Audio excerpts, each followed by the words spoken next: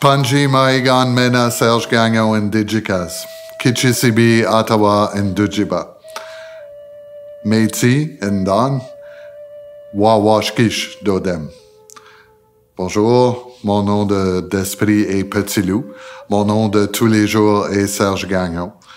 Je suis natif des berges d'une rivière que l'on appelle Kichisibi, que vous appelez Outaouais, et d'une petite ville que vous ne connaissez probablement pas qui s'appelle Ottawa. Je suis de la nation Métis et je suis des totems du chevreuil.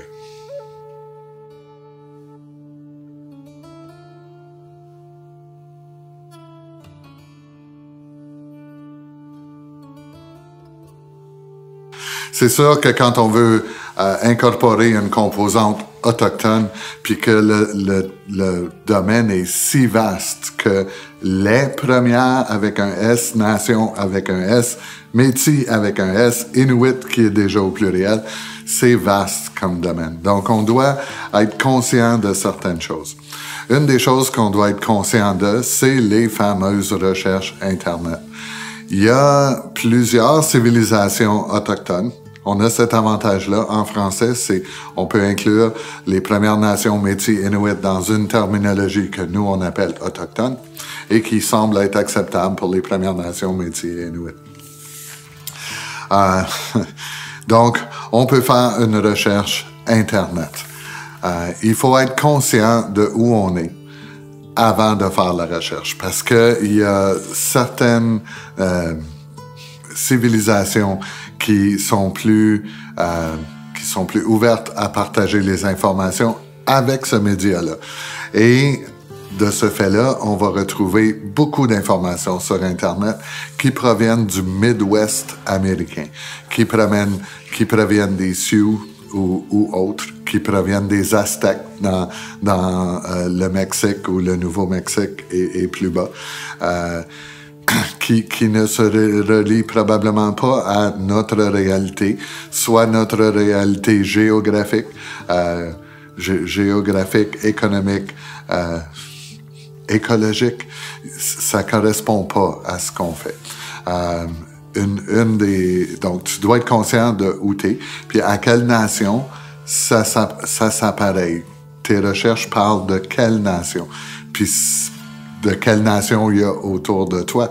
L'Ontario est vaste. Il y a beaucoup de civilisations en Ontario. Dans l'est de l'Ontario, il y a plus les Algonquins. Dans l'ouest de l'Ontario, dans le nord-ouest de l'Ontario, c'est plus Ojibwe. Dans le sud-ouest de l'Ontario, c'est plus Haudenosaunee. Donc, tu dois être conscient de quelle information je retrouve sur Internet, puis est-ce que ça s'applique aux peuples qui vivent autour de moi.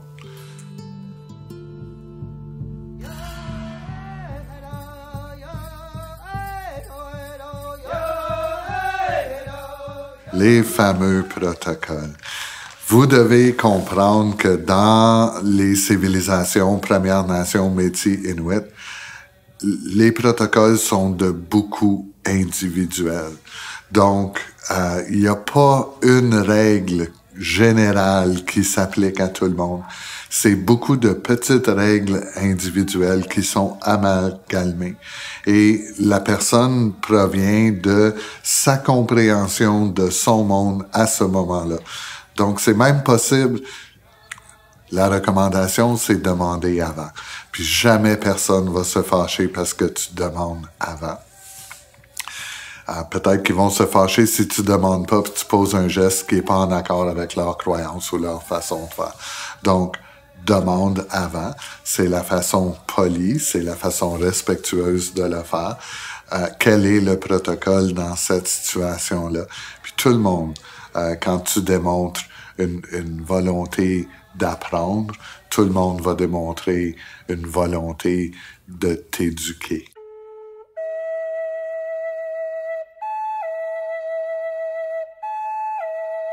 Chez les Autochtones, un terme qu'on entend de plus en plus souvent, c'est la religion autochtone. Ça n'existe pas la religion autochtone. Chez les Autochtones, c'est une spiritualité. C'est une spiritualité où la base est semblable, mais encore l'application est individuelle.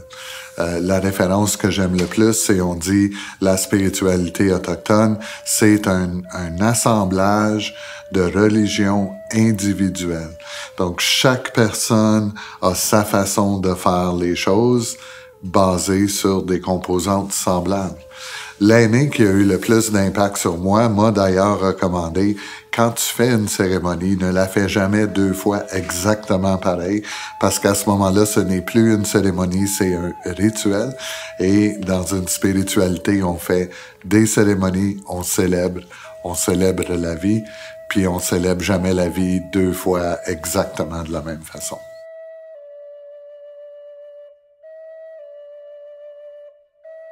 Il y a quand même des principes de base. Les principes de base vont se référer aux 4 points cardinaux.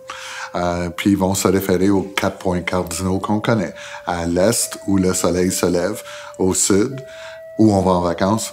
À l'ouest, où le soleil se couche. Et au nord, quand il fait froid, comme en hiver. Nos hivers qu'on connaît bien, là, avec beaucoup de neige. On va se référer à ça sur une forme ou sur une autre. Chez les Anishinaabe, chez les Algonquins, Ojibwe, on va plus se référer à ça comme étant la roue de médecine. Les Haudenosaunee, eux, parlent de grandes maisons. Les principes sont là quand même et les directions sont les mêmes. Ensuite, il y a les 7 enseignements des grands-pères. Puis les 7 enseignements des grands-pères, c'est un peu comment être une bonne personne, si tu veux. Donc là, on parle d'humilité, on parle de courage, on parle d'honnêteté, on parle de vérité, de dire la vérité puis de vivre, être vrai avec soi-même. On parle d'amour, on parle de sagesse, puis on parle beaucoup, beaucoup de respect.